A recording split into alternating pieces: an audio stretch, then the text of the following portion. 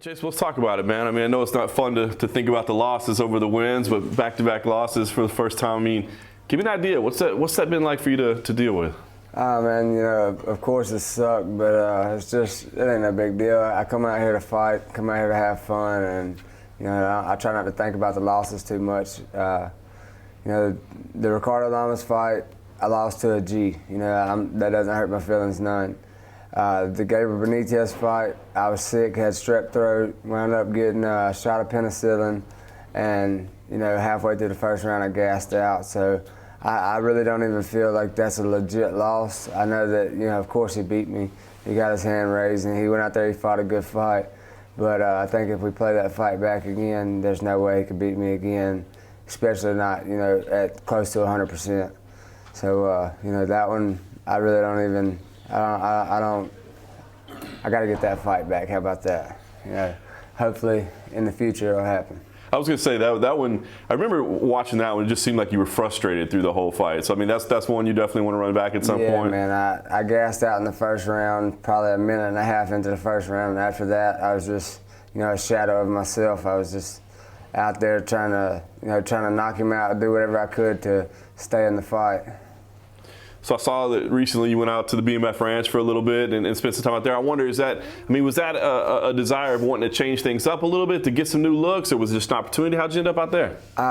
Man, after Brandon Davis fought at the Contender Series out in Vegas, I ran into Cowboy. You know, he asked what we was doing that night, told me to come out.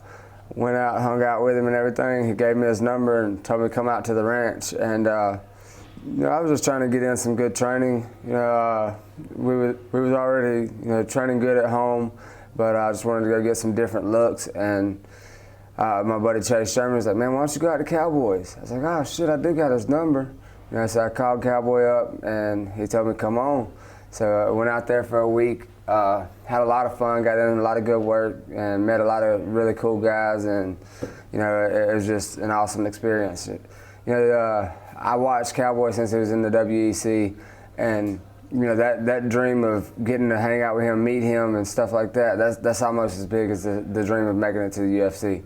It's something that you never ever see possible, and for it to happen, it was awesome. Nice. Did you feel like, I mean, like you said, you look at these losses, the one to Lamas, like you said, fighting a G. Then the other one, you were 6. I mean, did you feel like I've got things I've got to change, I've got to fix, or do you kind of just overlook it and feel like I just got to do what I do? Yeah, I mean, I've definitely got a few holes I've got to fix. I'm going to try to do that in this fight, you know, as far as keeping my hands up a little bit more, try to, you know, be a little bit more elusive on my feet, you know, as far as, you know, head movement and footwork and stuff like that. No more, well, of course I'm still going to march. You know, I'm going to go straight forward, I'm going to bite my teeth, grip my teeth, and you know, try to get the win, but you know, try to be a little safer while I'm doing it. And I think that would have helped me out a lot in the Ricardo Lamas fight. But you know, any other fight, I think I've done pretty good by gritting my teeth and going forward. So. Nice. Fighting over here in Europe for the first time. I mean, did you think about it all? You know, hey, do I want to do this? Do I want to have to deal with the travel? Do I want to have to deal with the time change? Or did you sign up right away? Man, I signed up right away. You know. I told my brother in the beginning, I told him as soon as I got in the UFC, I said, "Hey, Bubba, you know, we're finna travel the world. I hope you're ready." And you know, now I'm excited. I'm ready to see where it takes me next. So I mean, I'm a kid from Mississippi who barely ever left Mississippi before the UFC. Now I'm in fucking Europe. You know, I mean, that's awesome. So it's like just another dream come true. You know, places that you never was gonna go, and now you're here. Nice. Let's talk about the matchup with Amir Khan. I saw you posted on social media that, you know, you weren't real pleased with some of the interviews or some of the things he had said. What was it that got under your skin a little bit? Ah, man, he's a little bitch. You know, he thinks that he's supposed to go out here and finish me in the first round. He's not giving me no respect at all. He said that, you know, the lady asked him, "What do you think about your opponent, Jason Knight?" He said, "When I think about Jason Knight, I just think that I'm going to kill him." He said, "That's all there is to it." He said, "I watched the Ricardo Lamas fight." He said, "That's all I needed to see." He says, "I'm a better wrestler than him. I'm better than him on the ground. I'm better than him standing up." And he said, "I will beat him wherever it goes." And then at the end, she asked him, you know, "What's your prediction for this fight?" He said, "I'm just going to punish him. I'm going to make him bleed, and mark my words, it will not go to a second round." So I promise you one damn thing. If it don't go to a second round, it's not going to be because Jason Knight lost. And, you know, I seen him yesterday out in the hallway, and he tells me, he said, man, you came a long way for one round. I told him, I said, no, motherfucker, I came a long way to shut your mouth. And he's like, oh, well, go ahead, you do it now. Shut my mouth now. I said, no, buddy, I'll do it on Sunday. He's like, go ahead, try. I said, put your fucking hands on me and then I'll try, you know. Excuse the language, but, you know, the dude's kind of got under my skin a little bit, and I'm ready to go out here and just shut his mouth. And I just want to make him feel like a little bitch, you know. That's the plan. So it's a little bit of a grudge match right now. Yeah, man. I'm not gonna get, you know, too excited and get out of my element, but I'm definitely gonna go out here and try to hurt this guy. Had you broken down his game at all before that? I mean, what do you think about him as a fighter? Man, I think he's going to be a really good wrestler. I think that's going to be, you know, the one thing that I have to deal with that's going to be, you know, tough. Probably going to be better than me. He's going to be a better wrestler than me. But you know, my ground game is no joke. If he hits the ground with me, I'm gonna be throwing up submission after submission. I'm gonna be dropping elbow after elbow, you know, punch after punch. I'm just gonna be aggressive and relentless the whole time. No matter where we're at, I'm trying to inflict damage. I'm trying to cause pain.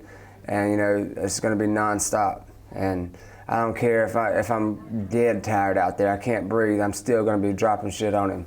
I promise you that. So it sounds like motivation isn't a problem. Because I had wondered if, you know, this fight was important to you because you'd had so many great fights and the last two weren't great. And I had wondered, you know, were you motivated to come out and show the world that, hey, I'm still that guy you thought I was? Oh, man. So, I mean, was that something that was already on your mind even before he you know, kind of pissed you off, so to speak? Yeah, man. I mean, the motivation's really not to show the world. I'm always motivated to, you know, show myself, you know, to go out there and prove to myself what I can do.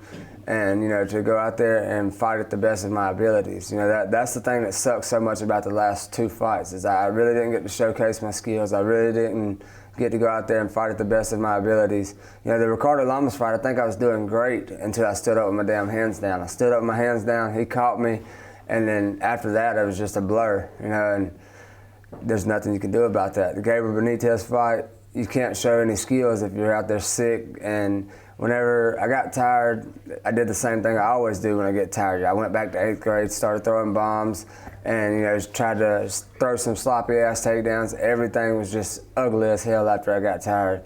You know, so I'm excited to go out here and, you know, be a fresh fighter and, you know, just get back on that horse and really go out here and show the world that, hey, I'm still here. You know, and if you like watching me, great. If you don't, I don't give a damn. You know, that's just the way it is. I want to go out here and fight for myself and my true fans and all the rest of them that, you know, they're gonna be on the bandwagon as long as I'm winning. I hope to God that they don't even root for me. You know, I hope that they don't root for me once I win 2 or 3 in a row.